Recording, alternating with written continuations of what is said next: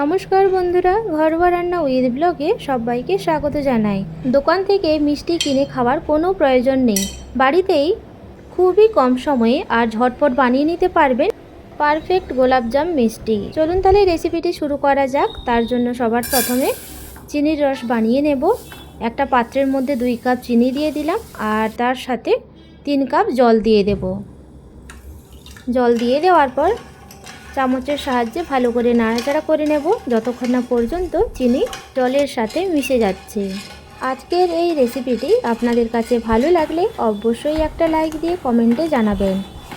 চিনি দেখুন জলের সাথে মিশে গিয়েছে। 2 মিনিট মতো ফুটিয়ে গ্যাসের ফ্লেম অফ করে দিয়ে এটাকে সাইডে রেখে দেব। আর অপর দিকে দেখুন একটা পাত্রের মধ্যে হাফ কাপ গুঁড়ো দুধ নিয়েছি আর তার সাথে হাফ কাপ আটা নিয়ে নিচ্ছি। এখানে আমি গণেশ আটা ব্যবহার করেছি, আপনারা চাইলে অন্যান্য আটাও ব্যবহার করতে পারেন। দিয়ে দেওয়ার পর ভালো করে গুঁড়ো দুধের সাথে আটা মিশিয়ে নিতে হবে। সময় নিয়ে দুটি উপকরণ ভালোভাবে মিশিয়ে নিতে হবে। ভালো করে মিশিয়ে নেওয়া হয়ে গেলে এর মধ্যে এলাচের গুঁড়ো দিয়ে দিচ্ছি। এখানে 2টো এলাচ আমি গুঁড়ো করে নিয়েছি, সেটা এখানে দিয়ে দিলাম। আর তার সাথে দিয়ে দিচ্ছি 2 চিমটে বেকিং সোডা আর চামচের সাহায্যে মাপ করে দেখিয়ে দিচ্ছি।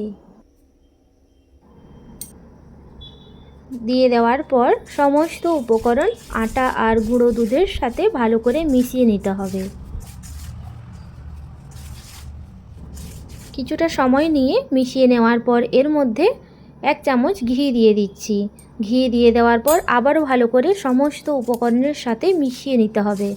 আর এই কাজটিও একটু সময় নিয়ে করে নিতে হবে। দোলে দোলে ঘি খুব সুন্দরভাবে মিশিয়ে দিতে হবে। কিছুক্ষণ মিশিয়ে নেওয়ার পর দেখুন এটা দানা দানা ভাব হয়ে গিয়েছে। এরপর এর মধ্যে দিয়ে দিচ্ছি দুধ।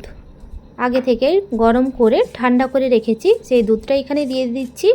আর হাফ কাপের একটু কম এখানে দুধ নিয়েছি। একবারে দুধ দিয়ে দেওয়া যাবে না, অল্প অল্প করে দুধ দিয়ে এই মিশ্রণটি রেডি করে নিতে হবে। আপনারা চাইলে জল দিয়েও এটা রেডি করে নিতে পারেন। দুধ দিয়ে বানালে এর স্বাদ হয় অসাধারণ। আর হাতের মধ্যে এই মিশ্রণটি যে লেগে যাচ্ছে এটা চিন্তা করার কিছুই নেই, এটা রেস্টে রেখে দিলেই এই মিশ্রণটি খুব সুন্দরভাবে সেট হয়ে যাবে। ভালো করে মিশিয়ে নেওয়ার পর এখানে দেখুন 1 চামচের মতো দুধ বেশি হয়েছে। এটা এবারে ঢাকা দিয়ে রাখবো 5 মিনিটের জন্য। 5 মিনিট হয়ে গিয়েছে, এর ঢাকনাটি সরিয়ে দিচ্ছি। আর এটা দেখুন খুব সুন্দরভাবে সেট হয়ে গিয়েছে। এই মিশ্রণটি হাতের মধ্যে লেগে যাচ্ছে না। গোলাপ জামুন মিষ্টিগুলো বানিয়ে নেওয়ার জন্য হাতের তালুতে ঘি মেখে নিচ্ছি। ঘি মেখে নেওয়ার পর এই মিশ্রণ থেকে ছোট ছোট করে লেচি কেটে নিচ্ছি। আমি এখানে গোলাপজাম মিষ্টিগুলো খুব বেশি বড় বানাতে চাইছি না, একটু ছোট সাইজের বানিয়ে নেব। আপনারা চাইলে এর থেকে বড় সাইজেরও বানিয়ে নিতে পারেন। এইভাবে দেখুন হাতের তালুতে নিয়ে গোল করে নিচ্ছি। হাতে ঘি মাখার কারণে এটা খুব সুন্দরভাবে গোল হয়ে যাবে। আর দেখুন এর মধ্যে কোনো ফাটল নেই। একইভাবে বাকি মিশ্রণ থেকে গোলাপ জামুন মিষ্টিগুলো বানিয়ে নেব। গোলাপ জামুন মিষ্টি তৈরির রেসিপিটি এতটাই সোজা, আপনারা নিজেরা না বানালে বুঝতেই পারবেন না। এই পর্যায়ে দেখুন সমস্ত মিশ্রণ থেকে গোলাপজাম মিষ্টিগুলো গড়ে নিয়েছি। এগুলো এবার ভেজে নেব। তার জন্য আগে থেকেই কড়াইতে সাদা তেল গরম হতে বসিয়ে দিয়েছি। তেল হালকা গরম হয়ে গেলে এর মধ্যে রেডি করে রাখা গোলাপজাম মিষ্টিগুলো দিয়ে দিচ্ছি। আর ফ্লেমটা থাকবে একদম লো ফ্লেমে এগুলো এক এক করে দিয়ে দিতে হবে।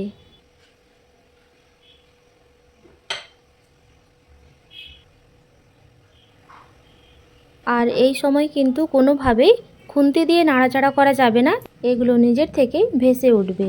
এই পর্যায়ে দেখুন ভেসে উঠেছে। এই সময় আলতো হাতে স্প্যাচুলার সাহায্যে এগুলো নাড়িয়ে দিচ্ছি। ফ্লেমটা কিন্তু এই সময় লোতেই রয়েছে। এই সময় কোনোভাবেই হাই ফ্লেমে ভাজা যাবে না, লো ফ্লেমে এগুলো নাড়াচাড়া করে নেব।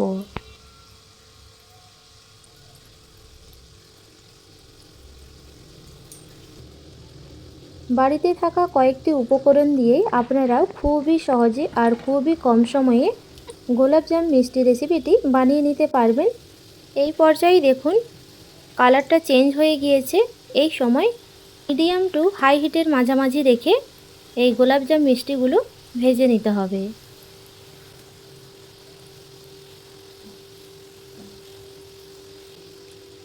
গোলাপজাম মিষ্টির কালারটা দেখুন খুব সুন্দরভাবে এসেছে। এই পর্যায়ে তেল থেকে এগুলো ছেঁকে তুলে নেব। আর এই একইভাবে বাকি গোলাপজাম মিষ্টিগুলো ভেজে রেডি করে নেব। কতটা সুন্দর লাগছে দেখুন। সমস্ত গোলাপজাম মিষ্টিগুলো বানিয়ে নেওয়া হয়ে গেলে একটা প্লেটের মধ্যে তুলে নিচ্ছি। এগুলো হালকা ঠান্ডা হয়ে আসা পর্যন্ত অপেক্ষা করব। আর এই সময় দেখুন একটা গোলাপজাম হাতের মধ্যে নিয়ে দেখছি খুব বেশি গরমও লাগছে না, একদম হালকা গরম রয়েছে। আর অপরদিকে দেখুন মিষ্টির রস ঠান্ডা হয়ে গিয়েছিল, সেটা আবার গরম হতে বসিয়ে দিয়েছি। খুব সুন্দরভাবে ফুটে এলে এর মধ্যে এক এক করে গোলাপজাম মিষ্টিগুলো দিয়ে দেব। আর গোলাপজাম মিষ্টিগুলো যদি খুব বেশি গরম থাকে সেক্ষেত্রে কিন্তু চিনির রসে দেওয়া যাবে না। একদম হালকা গরম থাকা অবস্থাতেই এই চিনির রসের মধ্যে এগুলো দিয়ে দিতে হবে। সমস্ত গোলাপজামগুলো চিনির রসের মধ্যে দিয়ে দিয়েছি। এগুলো এবার মিডিয়াম ফ্লেমে 2 মিনিট মতো ফুটিয়ে নেব।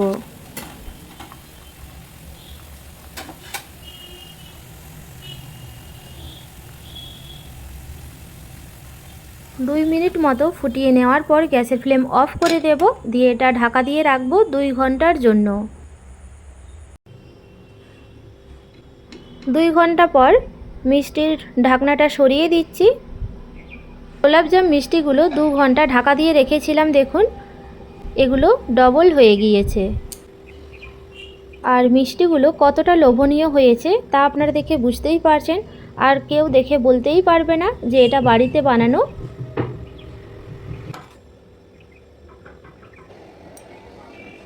গোলাপজাম মিষ্টিগুলোর ভেতরে টেক্সচারটা কেমন তা আপনাদের একটা কেটে দেখাচ্ছি। কতটা নরম হয়েছে তা আপনারা দেখে বুঝতেই পারছেন। দেখতে যেমন সুন্দর আর খেতেও কিন্তু তার থেকে বেশি সুন্দর হয়েছিল। গোলাপজাম মিষ্টি রেসিপিটির টেক্সচারটা দেখে বুঝতেই পারছেন কতটা সুন্দর হয়েছে। রেসিপিটি ভালো লাগলে অবশ্যই একটা লাইক দিয়ে কমেন্টে জানাবেন। আজ তাহলে এই পর্যন্ত, দেখা হবে নতুন একটা রেসিপি নিয়ে। সবাই ভালো থাকবেন, সুস্থ থাকবেন।